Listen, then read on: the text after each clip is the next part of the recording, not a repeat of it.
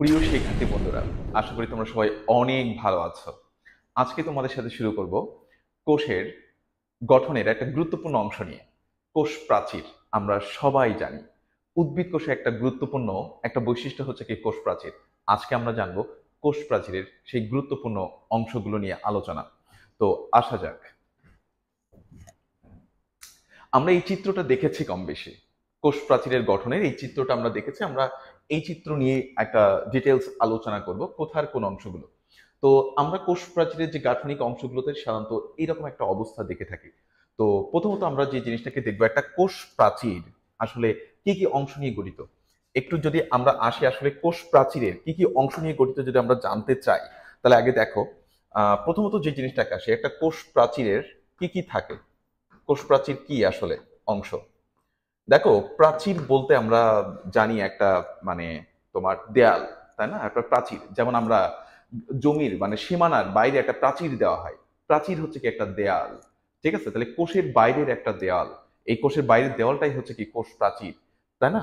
এখন আমরা এই যে কোষের বাইরের যে দেয়ালটা নিয়ে একটু আলোচনা করি। এই কোষ প্রাচীর আসলে আমরা কমন একটা কথা বলি যেটা উদ্ভিদ কোষের অনন্য বৈশিষ্ট্য। এটা আসলে ভুল কথা। অনন্য বৈশিষ্ট্য বলতে বোঝায় কি জানো? যে বৈশিষ্ট্য শুধুমাত্র অনন্য বা ইউনিক ক্যারেক্টার বলতে বোঝায় যেটা শুধুমাত্র ওইটার মধ্যেই আছে, উদ্ভিদ কোষে আছে, আর অন্য কোনো কোষে নাই। যদি উদ্ভিদ কোষে আছে কিন্তু অন্যান্য কোষে নাই, তখন আমরা এটাকে বলতে পারতাম ইউনিক ক্যারেক্টার। কিন্তু আসলে কোষ প্রাচীর শুধু উদ্ভিদ কোষে কিন্তু থাকে না, অন্যান্য কোষেও পাওয়া যায়। তো আমরা দেখব কোষ প্রাচীর কোন কোন কোষে সাধারণত আমরা দেখে থাকি। তো আসা যাক। দেখো, তাহলে কোষ প্রাচীর আমরা পাচ্ছি কোথায় বলতো? আমরা পাচ্ছি হচ্ছে ছত্রাকে পাচ্ছি। দেখো, শৈবাল, ছত্রাক, ব্যাকটেরিয়া,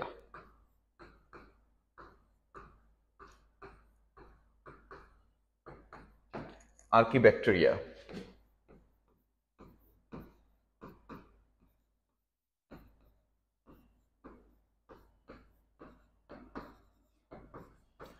শৈবাল, ছত্রাক, ব্যাকটেরিয়া, আর কি ব্যাকটেরিয়া, তারপর হচ্ছে কি উদ্ভিদ কোষ।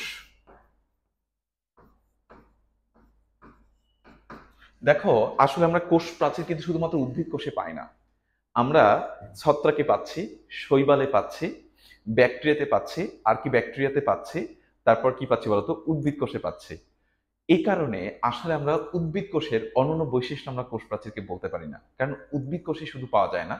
উদ্ভিদ কোষ ব্যতীত দেখো আরো অনেক কোষে আমরা এটাকে পেয়ে থাকি, রাইট? আরো অনেক কোষে আমরা পেয়ে থাকি। এই জন্য এটাকে আমরা বলতে পারি এটা উদ্ভিদ কোষের একটা অন্যতম প্রধান বৈশিষ্ট্য। আমরা এখানে অনন্য কথাটা না ব্যবহার করে আমরা বলতে পারি যে এটা অন্যতম প্রধান বৈশিষ্ট্য। অন্যতম প্রধান বৈশিষ্ট্য, তাহলে উদ্ভিদ কোষের অন্যতম প্রধান বৈশিষ্ট্য হচ্ছে কি বলতো? কোষ প্রাচীর। এটা আমরা জানলাম। ওকে, আরেকটা কথা আমাদেরকে জানতে হবে। হুম? কোষ প্রাচীরকে দেখো, আমরা কোষ প্রাচীরকে কি বলে থাকি বলতো? জড় আবরণ বা প্রাচীর। এটাকে আমরা বলে থাকি জড় প্রাচীর। জড় প্রাচীর, কোষ প্রাচীরকে জড় প্রাচীর কেন বলা হয়, এরকম একটা কোশ্চেন আমরা ফেস করে থাকি। দেখো, জড় প্রাচীর, একটা পদার্থ জড় না জীব সেটা আমরা কিভাবে বুঝবো? একটা একটা উপাদান বা একটা পদার্থ জড় না জীব, এটা আমরা গত লেকচারে একবার আমরা বলেছিলাম। দুইটা ঘটনা আমাদেরকে প্রত্যক্ষ করতে হবে এখানে। একটা হচ্ছে বিপাক ঘটে কিনা, বিপাক ঘটে কিনা, আর ওই উপাদানের, ওই পদার্থের উপাদানগুলোর মধ্যে মুভমেন্ট আছে কিনা।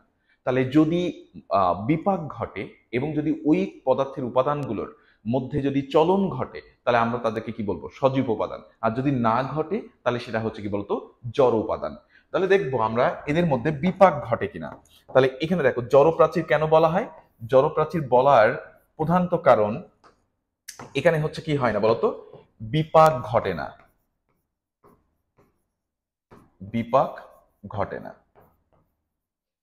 এবং চলাচল, মুভমেন্ট বা চলাচল ঘটে না।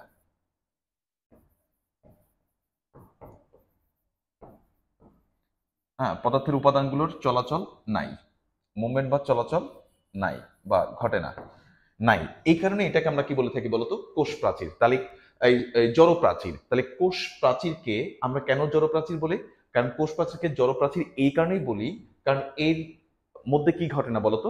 এটার মধ্যে এই প্রাচীরে কোনো বিপাক ঘটে না, এই প্রাচীরে কোনো চলাচল, এই প্রাচীরের উপাদানগুলোর মধ্যকার কোনো চলাচল বা মুভমেন্ট ঘটে না। দ্যাটস ওয়াই এটাকে আমরা কি বলছি বলতো? জড়প্রাচীর। এটাকে আমরা কি বলে থাকি? জড়প্রাচীর। তাহলে সেল ওয়ালকে আমরা জড়প্রাচীর বলছি। এটা হচ্ছে একটা ইনিশিয়াল অংশ। এবার আমরা এই কোষ প্রাচীরের গঠন, ভৌত গঠন নিয়ে আমরা জানবো। ওকে, তো আসা যাক। আমরা যে চিত্রটাকে এঁকেছি এটা কিন্তু একটা কোষ প্রাচীরের ভৌত গঠন। আমরা ভৌত গঠনের অংশগুলোকে দেখি, তাহলে একটা কোষ প্রাচীরের মধ্যে আমরা আসলে কি পাচ্ছি? একটা কোষ প্রাচীরের মধ্যে আমরা দেখো এখানে কি পাচ্ছি বলতো? মধ্য পর্দা। দেখো আমরা মধ্য পর্দা বা যেটাকে আমরা বলে থাকি মিডল ল্যামেলাম, মধ্য পর্দা। মধ্য পর্দার উপর আরেকটা আবরণ গঠিত হয় যেটাকে আমরা বলি প্রাইমারি ওয়াল। প্রাইমারি ওয়াল, রাইট? তারপর প্রাইমারি ওয়ালের উপর আরেকটা লেয়ার গঠিত হয়, সেটাকে আমরা কি বলছি বলতো? Secondary layer.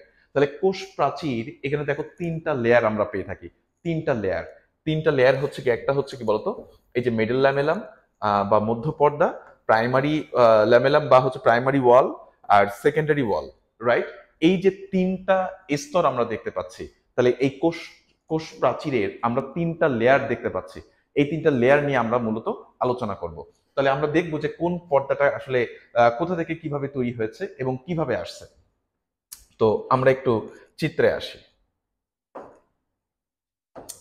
দেখো আমরা যদি দুইটা কোষ দেখে থাকি, এখানে মনে করো যে কোষ প্রাচীরটা অবস্থান করে কি বলতো? কোষ পর্দার বাইরে, অর্থাৎ প্লাজমা মেমব্রেনের বাইরে কোষ প্রাচীর অবস্থান করে। ঠিক আছে, প্লাজমা মেমব্রেনের বাইরে, প্লাজমা মেমব্রেন বাইরে, অর্থাৎ দুইটা কোষের বাইরে তোমার এখানে কি অবস্থান করে বলতো? এখানে কোষ প্রাচীর অবস্থান করে। আমরা ধরলাম এটা দুইটা সজীব কোষ। এই সজীব কোষের মাঝে, এই সজীব কোষের মাঝে একটা এই যে পর্দাটা সৃষ্টি হচ্ছে, এই যে সজীব কোষের মাঝে যে পর্দাটা সৃষ্টি হচ্ছে, এটাকে আমরা বলে থাকি মধ্য পর্দা। এই পর্দাটাকে আমরা কি বলে থাকি? মধ্য পর্দা। মধ্য পর্দা বা মিডল ল্যামেলাম। এই মধ্য পর্দা বা মিডল ল্যামেলামটাকে খেয়াল রাখবো, এটা আসলে কি কি দ্বারা গঠিত, এই মধ্য পর্দাটা কখন গঠিত হয় আমরা আগে একটু জেনে নিই। তাহলে প্রথম দুইটা কোষের মাঝে প্রথম যে পর্দা, একক পর্দাটা গঠিত হচ্ছে, সেই একক পর্দাটাকে আমরা কি বলছি বলতো? মধ্য পর্দা।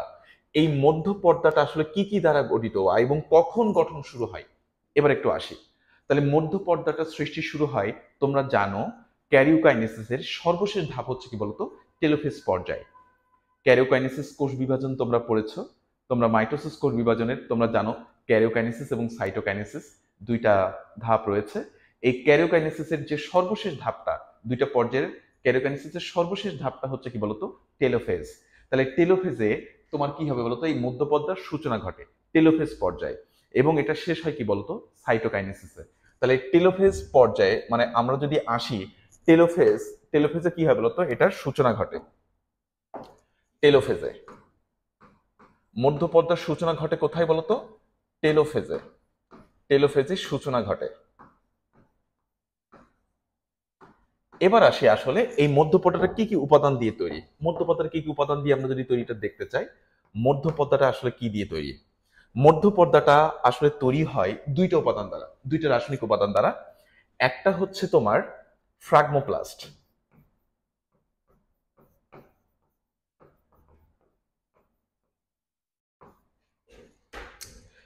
ফ্রাগমোপ্লাস্ট এবং পেকটিন জাতীয় ভেসিকল।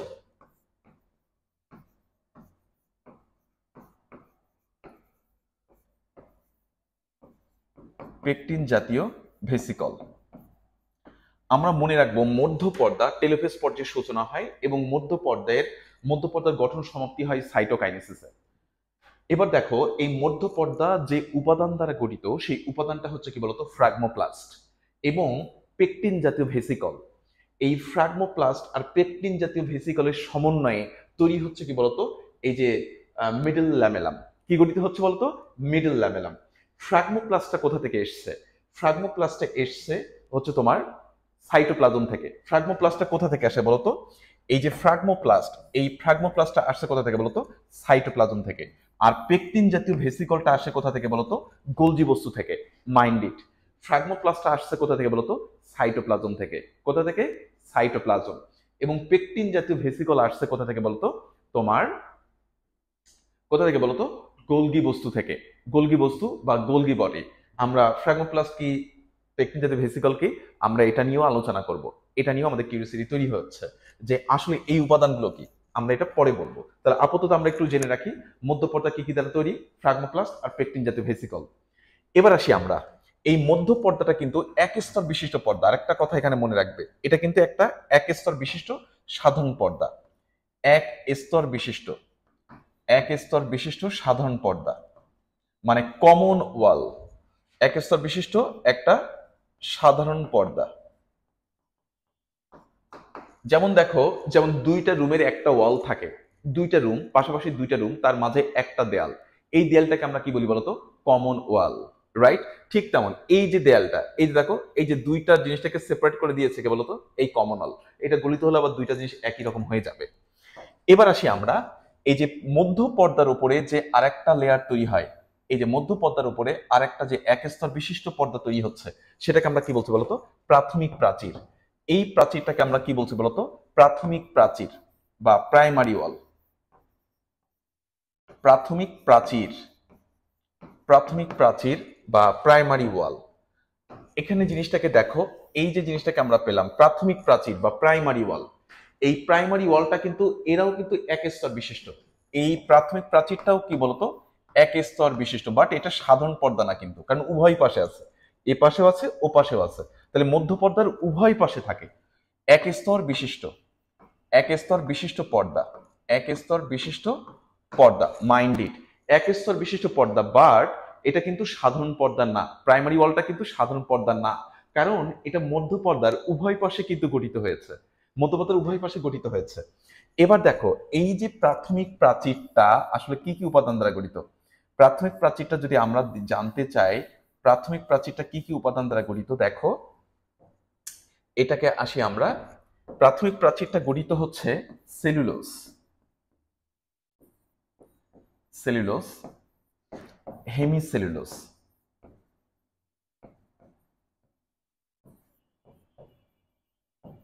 হেমিসেলুলোজ এবং গ্লাইকোপ্রোটিন দ্বারা গঠিত।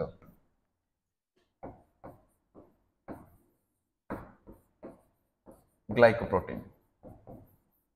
দেখো, তাহলে আমরা জানতে পারলাম প্রাথমিক প্রাচীরটা এই তিনটা রাসায়নিক উপাদান দ্বারা গঠিত, সেলুলোজ, হেমিসেলুলোজ এবং গ্লাইকোপ্রোটিন। সেলুলোজ, হেমিসেলুলোজ এবং গ্লাইকোপ্রোটিনের সমন্বয়ে এই এক স্তর বিশিষ্ট এই পর্দাটা গঠিত, যেটা মধ্য পর্দার উপর গঠিত হয়, মাইন্ডেড। এটা কিন্তু সকল কোষে আমরা এই মধ্য পর্দা এবং প্রাথমিক প্রাচীরটা আমরা দেখে থাকি সকল কোষেই। ক্লিয়ার? এটা আমরা প্রাথমিক প্রাচীর সম্পর্কে এবার জানলাম। এখানে দেখো, তাহলে গৌণ প্রাচীরটা দেখো, গৌণ প্রাচীর অর্থাৎ সেকেন্ডারি ওয়াল। এই সেকেন্ডারি ওয়ালটা তৈরি হয় কিন্তু একটা কোষের পূর্ণাঙ্গ অবস্থায়। দেখো, প্রাথমিক পর্দা পর্যন্ত কিন্তু প্রতিটা কোষে আমরা দেখে থাকি, প্রতিটা কোষের আমরা প্রাথমিক পর্দা পর্যন্ত দেখে থাকি, কিন্তু একটা কোষ যখন পূর্ণাঙ্গ না হবে ততক্ষণ পর্যন্ত কিন্তু গৌণ প্রাচীর বা সেকেন্ডারি ওয়াল কিন্তু তৈরি হবে না। সেকেন্ডারি ওয়াল তখনই তৈরি হবে যখন ওই কোষটি পূর্ণাঙ্গ হবে। একটা কোষ পূর্ণাঙ্গ অবস্থায় না আসার আগ মুহূর্ত পর্যন্ত কিন্তু এই গৌণ প্রাচীর তৈরি হয় না, কারণ গৌণ প্রাচীর কিন্তু অধিক পুরু একটা স্তর, অধিক পুরু একটা স্তর, আর অধিক পুরু হতে একদম পরিণত অবস্থায় আসতে কিন্তু সময় লাগে, রাইট? সময় লাগে। তো আমরা এবার একটু আসি, গৌণ প্রাচীরটা দেখো, গৌণ প্রাচীরটা হচ্ছে কি প্রাথমিক প্রাচীরের পরে তৈরি হচ্ছে। তাহলে একটা কোষ যখন পরিণত অবস্থায় আসে তখন প্রাথমিক প্রাচীরের ওপরে কি তৈরি হয় বলতো? এই যে গৌণ প্রাচীর। এই গৌণ প্রাচীর কিন্তু এক স্তর বিশিষ্ট না, কিন্তু এটা হচ্ছে কিন্তু তিনটা লেয়ার আছে, এটা তিনটা লেয়ার, তিনটে স্তর আছে, তিনটা স্তর আছে কিন্তু এটা। আমরা এটাকে জানবো যে গৌণ প্রাচীরে কিন্তু তিনটা স্তর, আমরা তিনটা স্তর সম্পর্কে একটু জানবো। এই যে গৌণ প্রাচীরে তিনটা স্তর, ঠিক আছে? গৌণ প্রাচীরে কয়টা স্তর থাকে? তিনটা স্তর থাকে, এই যে তিনটা স্তর। এটা হচ্ছে কি বলতো? গৌণ প্রাচীর।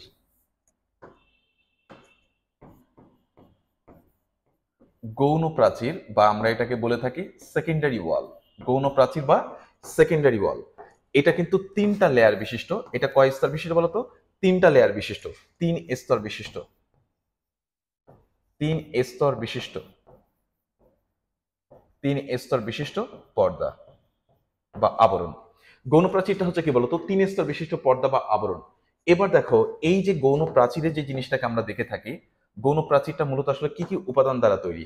গৌণ প্রাচীরটা মূলত হচ্ছে তোমার সেলুলোজ ও লিগলিনের সমন্বয়ে গঠিত।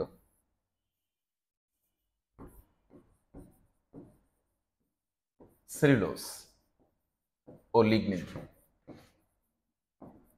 সেলুলোজ ও লিগনিন, সেলুলোজ ও লিগনিনের সমন্বয়ে গঠিত হচ্ছে কি বলতো গৌণ প্রাচীর। সেলুলোজ ও লিগনিন, তাহলে আমরা কিন্তু কয়েকটা জিনিস আমরা জানতে পারলাম। সেলুলোজ এবং লিগনিনের সমন্বয় হচ্ছে গৌণ প্রাচীর। তাহলে গৌণ প্রাচীর গঠিত হয় তোমার একদম পরিণত অবস্থায়, পূর্ণাঙ্গ অবস্থায় তোমার গৌণ প্রাচীর তৈরি হয়। তাহলে একদম দেখো প্রথমে তৈরি হচ্ছে মধ্যপর্দা, যখন টেলোফেজ পর্যায়ের সূচনা ঘটে সাইটোকাইনেসিসে শেষ হয়। এক স্তর বিশিষ্ট একটা সাধারণ পর্দা, যেটা তোমার কি দ্বারা গঠিত, ফ্রাগমোপ্লাস্ট আর পেকটিন জাতীয় ভেসিকল দ্বারা গঠিত। ফ্রাগমোপ্লাস্ট এবং পেকটিন জাতীয় ভেসিকল। এবার দেখো মধ্য পর্দার উপর যে প্রাথমিক প্রাচীর গঠিত হচ্ছে, এই প্রাথমিক প্রাচীরটা গঠিত হচ্ছে কি কি দ্বারা, তোমার হচ্ছে কি সেলুলোজ, হেমিসেলুলোজ, আর হচ্ছে কি বলতো cellulose, hemicellulose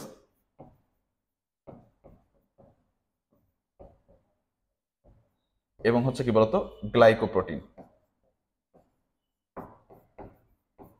glycoprotein, glycoprotein, glycoprotein দ্বারা গঠিত। আর গৌণ প্রাচীর কি বলতো সেলুলোজ আর হচ্ছে কি বলতো লিগনিন দ্বারা গঠিত, সেলুলোজ আর লিগনিন দ্বারা গঠিত। এই হচ্ছে আমাদের মূলত তিনটা গঠন। এই যে এত অধিক পুরু যে স্তর তৈরি হচ্ছে, তো আমরা এই জিনিসটাকে জানলাম। আমরা একটু চলে আসি। এবার দেখো আমরা এই যে সেকেন্ডারি প্রাচীরের যে সূক্ষ্ম স্তরগুলোকে যদি আবার দেখি, সেকেন্ডারি স্তর, এই যে সেকেন্ডারি প্রাচীর বা যেটাকে আমরা গৌণ প্রাচীর বললাম, দেখো এই যে গৌণ প্রাচীর, আমরা যে সেকেন্ডারি প্রাচীর বা আমরা যেটাকে আমরা কি বললাম বলতো গৌণ প্রাচীর, এই যে গৌণ প্রাচীর বা সেকেন্ডারি ওয়াল, এই যে গৌণ প্রাচীরে যদি আসো, তাহলে গৌণ প্রাচীরে আমরা কয়টা দেখেছি, তিনটা স্তর দেখেছি। তিনটা স্তর, একটা অন্তঃস্তর, মধ্যস্তর আর বহিঃস্তর। অন্তঃস্তর, মধ্যস্তর, বহিঃস্তর, মাইন্ডেড। অন্তঃস্তর, মধ্যস্তর, বহিঃস্তর, এই তিনটে স্তর। এই তিনটে স্তর মূলত যে রাসায়নিক উপাদান দ্বারা গঠিত তোমরা জেনেছো, সেটা হচ্ছে কি বলতো সেলুলোজ ও লিগনিন, সেলুলোজ ও লিগনিন, সেলুলোজ ও লিগনিন। এই সেলুলোজ ও লিগনিনের সমন্বয়ে গঠিত এই তিনটা স্তরের কারণে কোষ প্রাচীর অধিক পুরু হয়ে থাকে। কোষ প্রাচীর যে অধিক পুরু একটা স্তর, তার কারণটা হচ্ছে কিন্তু এই গৌণ প্রাচীর। গৌণ প্রাচীরের কারণে কিন্তু কোষ প্রাচীর অধিক পুরু হয়ে থাকে। ক্লিয়ার? আচ্ছা, এবার আমরা দেখো তাহলে এত অধিক পুরু যখন হবে, এত অধিক পুরু হলে সাধারণত একটা কোষের মধ্যে তো সমস্যা দেখা দেবে, তাই না? এবার দেখো একদম কোষের মাঝখানে দেখো, এই যে মাঝখানে যে চলে এসছে, এই যে মাঝ বরাবর যেটা চলে গেছে, এটা হচ্ছে কি বলতো মধ্য পর্দা। এই মধ্য পর্দার উপরে যে লেয়ারটা তৈরি হলো, এইটা দেখো, এটাকে আমরা কি বলছি বলতো প্রাথমিক প্রাচীর। এটাকে আমরা কি বলছি বলতো প্রাথমিক প্রাচীর। প্রাথমিক প্রাচীরের পরে যেটা তৈরি হচ্ছে কি বলতো সেকেন্ডারি প্রাচীর। এবার দেখো এই যে কোষের মাঝে যে কোষ প্রাচীরটা তৈরি হয়, দেখো মধ্য পর্দার সব স্থানে, মধ্য পর্দার সব স্থানে কিন্তু আসলে প্রাথমিক প্রাচীর তৈরি হয় না। দেখো এই মধ্য পর্দার উপরে, মধ্য পর্দার উপরে যে প্রাচীরটা গঠিত হয় সেটাকে আমরা কি বলি প্রাথমিক প্রাচীর। এই প্রাথমিক প্রাচীর উপরে যে প্রাচীরটা গঠিত হয় সেটাকে আমরা কি বলি বলতো সেকেন্ডারি প্রাচীর। সেকেন্ডারি প্রাচীরটা আবার তিনটা স্তর বিশিষ্ট, বহিঃস্তর, মধ্যস্তর, অন্তঃস্তর, তিনটা স্তর বিশিষ্ট, তিনটা লেয়ার থাকে, যেটা তোমার সেলুলোজ এবং লিগনিন দ্বারা গঠিত। এখন ব্যাপার দেখো একটা মধ্য পর্দার, এই মধ্য পর্দার কিন্তু সব জায়গায় প্রাথমিক প্রাচীর গঠিত হয় না। তাহলে একটা জিনিস খেয়াল করে দেখো, এই যে দেখো মধ্য পর্দা আছে, কিন্তু এই যে মধ্য পর্দা চলে এসছে, মধ্য পর্দার সব স্থানে কিন্তু তোমার কি গঠিত হয় না বলতো প্রাথমিক প্রাচীর গঠিত হয় না। এই যে প্রাথমিক প্রাচীর গঠিত হয় না, তাহলে মধ্য পর্দার যে স্থানে, মধ্য পর্দার যে স্থানে প্রাথমিক প্রাচীর গঠিত হয় না, সেই স্থানটাকে আমরা কি বলি বলতো কূপ বলে থাকি। সেই স্থানটাকে আমরা কি বলে থাকি বলতো কূপ। এই কূপ মানে কি বলতো গর্ত। কূপ মানে কি বলতো গর্ত। তোমরা কুয়া শব্দটার সাথে পরিচিত। কুয়া, আমরা গ্রাম অঞ্চলে কুয়া শব্দটা জানি। কুয়া মাটির গভীরে গর্ত মতো থাকে, সেখান থেকে পানি উত্তোলন করে কুয়া বলে। কূপ, ওখান থেকে কূপ শব্দটা এসছে। দেখো কূপ মানে গর্ত। তাহলে দেখো এই প্রাথমিক পর্দার অর্থাৎ মধ্য পর্দার, এই যে মধ্য পর্দা আমরা জানলাম, তাহলে মধ্য পর্দার উপর যে সকল স্থানে, মানে যে সকল স্থানে একটা কোষ প্রাচীরের মাঝে মাঝে তোমার কি হয় না বলতো প্রাথমিক প্রাচীর গঠিত হয় না। প্রাথমিক প্রাচীর গঠিত না হওয়ার কারণে ওই স্থানটা কি থাকে বলতো এই যে গর্তের মতো থাকে, এই যে গর্তের মতো থাকে, যে গর্তের মতো স্থানটাকে আমরা কি বলছি কূপ। এই গর্তের মতো স্থানটাকে আমরা কি বলছি বলতো কূপ। তাহলে এই পাশে একটা কূপ, এই পাশে একটা গর্ত, দেখো উভয় পাশে একদম মুখোমুখি দুইটা কূপ দেখা যায়। এই দুইটা কূপকে একত্রে আমরা কি বলি বলতো কূপ জোড়া। আমরা এই দুইটা কূপকে একত্রে কি বলি বলতো কূপ জোড়া, কূপ জোড়া। অথবা তুমি এটাকে কি বলতে পারো বলতো কূপ জোড়া। ইংরেজিতে এটাকে আমরা কি বলি বলতো পিট পেয়ার। এটাকে আমরা বলে থাকি পিট পেয়ার। পেয়ার মানে কি বলতো জোড়া, আর পিট মানে হচ্ছে কি বলতো কূপ। তাহলে এই যে মুখোমুখি দুইটা কূপকে বা গর্তকে আমরা এটাকে কি বলছি বলতো, কূপ জোড়া। তাহলে মধ্য পর্দার যে স্থানে প্রাথমিক প্রাচীর গঠিত হয় না, মধ্য পর্দার যে স্থানে প্রাথমিক প্রাচীর গঠিত হয় না, সে স্থানে একটা গর্তের মতো অংশ সৃষ্টি হয়। এই গর্তের মতো অংশটাকে আমরা কি বলছি বলতো, কূপ। আর মুখোমুখি এই দুইটা কূপকে আমরা কি বলছি বলতো, কূপ জোড়া। এবার আসি দেখো, এই যে কূপের এখানে একটাই পর্দা থাকে, কূপের এখানে দেখো একটাই পর্দা, এই পর্দাটা হচ্ছে কি বলতো, এই মধ্য পর্দা। তাহলে কূপের এই স্থানটাতে কি থাকে, মধ্য পর্দা ছাড়া আর কিছু থাকে না, এই মধ্য পর্দা ছাড়া আর কিছুই থাকে না। এই জন্য আমরা এই মধ্য পর্দাটা, এই পিটের একমাত্র, এই কূপের এখানকার একমাত্র মেমব্রেন হচ্ছে কি বলতো, এই যে কূপ পর্দাটা, তাই এটাকে আমরা কি বলি বলতো, পিট মেমব্রেন। এটাকে আমরা কি বলি বলতো, পিট মেমব্রেন। তাহলে এই কূপের স্থানে যে মধ্য পর্দা থাকে, এই যে কূপের এখানে যে মধ্য পর্দাটা থাকে, তাকে আমরা কি বলি বলতো, pit membrane. Pit membrane, mind it, এটাকে আমরা কি বলছি বলতো, পিট মেমব্রেন। কূপের এখানে যে পর্দাটা থাকে তাকে আমরা কি বলছি বলতো, পিট মেমব্রেন। এটাই হচ্ছে মূলত আসলে দেখো কোষ প্রাচীরের গঠন। তাহলে আমরা একটু যদি আবার আমরা রিক্যাপ করি, তাহলে আমরা দেখো, আমরা এই যে জিনিসগুলোকে আমরা পেলাম, আমরা দেখো এই জিনিসগুলোকে পেয়ে গেলাম। এখন আমরা যদি রিক্যাপ গুলো করি, তাহলে আমরা দেখো এখানে যদি আমরা আসি, যে কোষ প্রাচীর তিনটা স্তর দ্বারা গঠিত। কোষ প্রাচীর তিনটা স্তর দ্বারা গঠিত। একটা হচ্ছে কি বলতো মধ্য পর্দা, একটা হচ্ছে প্রাথমিক পর্দা, আর একটা হচ্ছে কি বলতো গৌণ পর্দা বা গৌণ প্রাচীর। তাহলে মধ্য পর্দাটা তোমরা জানো দুইটা উপাদান দ্বারা গঠিত, দুইটা রাসায়নিক উপাদান দ্বারা গঠিত। সেটা হচ্ছে কি বলতো ফ্রাগমোপ্লাস্ট, আর হচ্ছে কি বলতো তোমার পেকটিন জাতীয় ভেসিকল দ্বারা গঠিত। প্রাথমিক প্রাচীরটা কি দ্বারা গঠিত, সেলুলোজ, হেমিসেলুলোজ, আর হচ্ছে কি বলতো গ্লাইকোপ্রোটিন। আর সেকেন্ডারি প্রাচীরটা কি দ্বারা গঠিত বলতো, সেকেন্ডারি প্রাচীরটা তোমার গঠিত হচ্ছে সেলুলোজ এবং লিগনিন দ্বারা গঠিত, এই সকল রাসায়নিক উপাদান দ্বারা গঠিত। এবার আমরা যদি আসি, এবার যে জিনিসটাকে আসবো আমরা দেখো, এটার পরে যদি আমরা আসি, এবার দেখো এই যে সেকেন্ডারি প্রাচীরটা বা তিনটা লেয়ার বিশিষ্ট, তিনটা স্তর, অন্তঃস্তর, মধ্যস্তর এবং বহিঃস্তর, এই যে তিনটা স্তরের কারণে অধিক পুরু হয়ে যায় এই কোষ স্তরটাকে। এবার দেখো এই কোষ স্তরেরটা দেখো অধিক পুরু একটা স্তর। এবার দেখো এই যে এদের মাঝখানে যে পর্দাটা থাকে, এই মধ্য পর্দার কিছু স্থানে মাঝে মাঝে, এই কোষ প্রাচীরের মাঝে মাঝে মধ্য পর্দার উপরে প্রাথমিক প্রাচীর গঠিত হয় না। তাহলে যেখানে প্রাথমিক প্রাচীর গঠিত হয় না, সেখানে কি থাকে বলতো, এরকম গর্তের মতো অংশ সৃষ্টি হয়।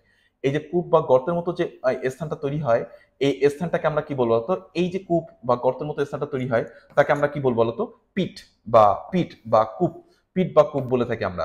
তাহলে এই যে দুই পাশে যে আমরা দুইটা কূপ পাচ্ছি, এটাকে আমরা কি বলি বলতো, কূপ জোড়া।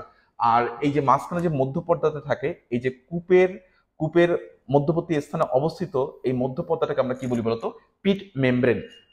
এবার এখানে আরেকটা কথা তোমাকে একটু জানতে হবে, তাহলে এত পুরু একটা স্তর, তাহলে কিভাবে কমিউনিকেশন করবে একটা কোষের সাথে আর একটা কোষের মধ্যে, কোষীয় উপাদানগুলো কিভাবে স্থানান্তর হবে? হ্যাঁ, এই কোষীয় উপাদানগুলো স্থানান্তর হওয়ার জন্য এর মধ্যে দিয়ে আণুবীক্ষণিক সূক্ষ্ম সাইটোপ্লাজমিক নালিকা গঠিত হয়। আণুবীক্ষণিক সূক্ষ্ম সাইটোপ্লাজমিক নালিকা দেখো, এই একটা কোষ থেকে আরেকটা কোষের মধ্যে কি করে বলতো, যোগাযোগ রক্ষা করে। এই যে কোষের মাঝে আণুবীক্ষণিক সূক্ষ্ম সাইটোপ্লাজমিক নালিকা থাকে, যে নালিকাগুলোকে আমরা কি বলে থাকি বলতো, প্লাজমোডেজমাটা। আমরা এটাকে কি বলে থাকি বলতো, প্লাজমোডেজমাটা। প্লাজমোডেজমাটা। তাহলে প্লাজমোডেজমাটা হচ্ছে কি বলতো, আণুবীক্ষণিক সূক্ষ্ম সাইটোপ্লাজমিক নালিকা। এটাকে তুমি বলতে পারো কি বলতো, আণুবীক্ষণিক সূক্ষ্ম সাইটোপ্লাজমিক নালিকা।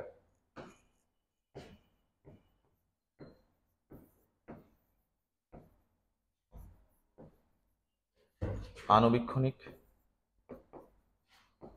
সূক্ষ্ম সাইটোপ্লাজমিক নালিকা।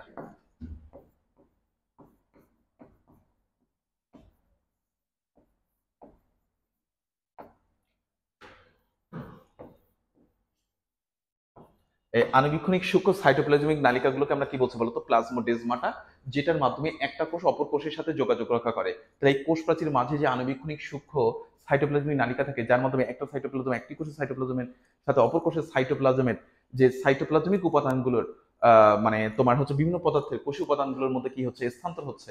এই যে স্থানান্তর হয় যে নালিকাটার মাধ্যমে, তাকে আমরা কি বলছি বলতো, প্লাজমোডেজমাটা বলে থাকি। ওকে, সাথে থাকার জন্য অসংখ্য ধন্যবাদ। আশা করি নেক্সট ক্লাসে তোমাদের সাথে দেখা হবে।